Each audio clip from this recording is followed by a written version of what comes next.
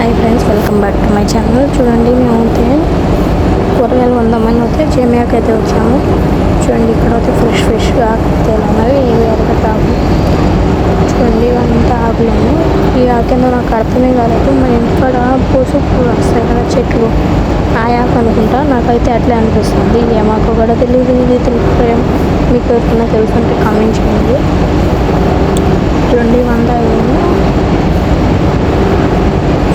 Parcel అనమాట. అది కొత్తిమీర మాదిరి అంటారు, కానీ కొత్తిమీర పుదీనా. చూడండి, ఎంత చిన్న కట్టలు. కొత్తిమీర ఇంకా అధ్వానం అనమాట. చాలా చిన్న కట్ట. చూడండి ఎంత చిన్నగా ఉన్నాయి.